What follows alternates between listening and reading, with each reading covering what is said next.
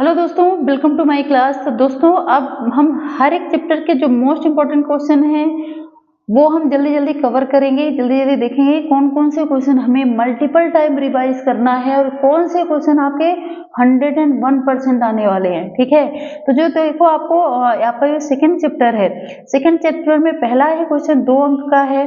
2 अंक में ये पूछा जाता है कि आप विद्युत अपघटनी विलयन की विशिष्ट चालकता और मोलर चालकता को परिभाषित करिए। तो इनकी डेफिनेशन आपको जरूर पढ़ लेनी है कि विद्युत अपघटनी विलयन की विशिष्ट चालकता और मोलर चालकता क्या है। ठीक है, अगला क्वेश्चन है हमारा ये बिल्कुल हॉट टॉपिक।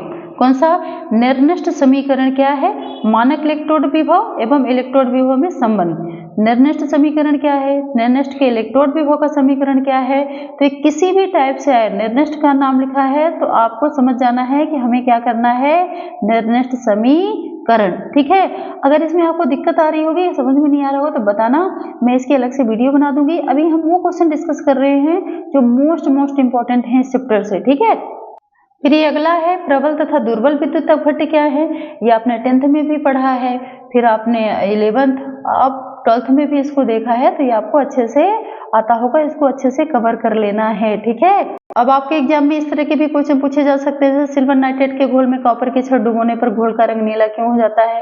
तो आपने अगर विस्थापन प्रक्रिया पढ़ी होगी, ठीक है, ये 10th में भी है और इसमें भी है, आपके 12th में भी, तो आपको पता है कि जो धातुएं ज्यादा क्रियाशील होती हैं अपने से कम क्रियाशील धातुओं को हटा देती हैं, उसको जगह से भगा देती हैं, इसीलिए उसकी जगह लेने के कारण वो उसी के जैसा रंग देने लगती हैं। तो ये चीज आप कर लेना। फिर देखो ये 3 इंपॉर्टेंट क्वेश्चन है।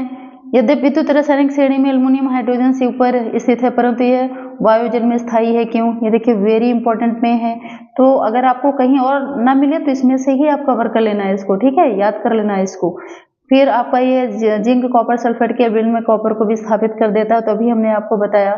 फिर वही क्वेश्चन है कौन सा, जिंक धातु, ठीक है, कॉपर सल्फेट के विलयन से कॉपर को विस्थापित कर देती है, जबकि सोना ऐसा नहीं करता। तो आपको पता है कि जो कम क्रियाशील होगा वो ऐसा नहीं कर पाएगा। तो आपको यही इस तरह के कोई भी क्वेश्चन आए आपको ध्यान रखना है इसकी क्रियाशीलता।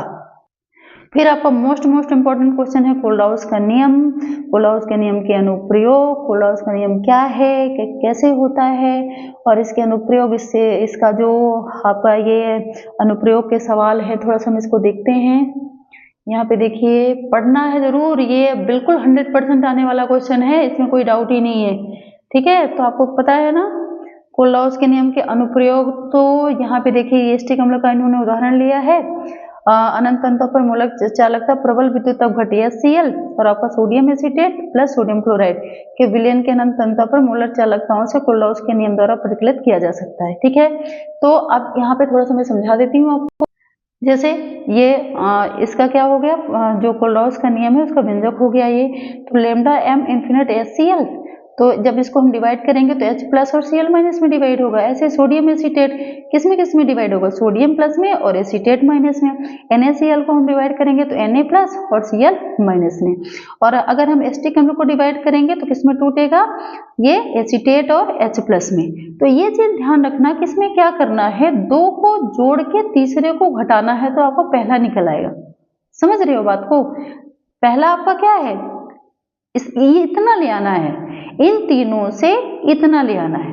ठीक है, तो 2 को जोड़ के अगर तीसरे को घटा दोगे तो आपका क्या निकल आएगा, एसिटिक अम्ल। ठीक है, जैसे यहाँ पे HCl, इनको जोड़ दिए, इनको जोड़ दिए, जो सेम है उनको काट दो, लास्ट में आपका आंसर कितना आएगा, ये आपका एसिटिक अम्ल लास्ट में आपको प्राप्त होगा। ठीक है, तो इस तरह से आपको इसको कवर कर लेना है। समझ में आ रही बात? आ रही है ना? आ जाएगी।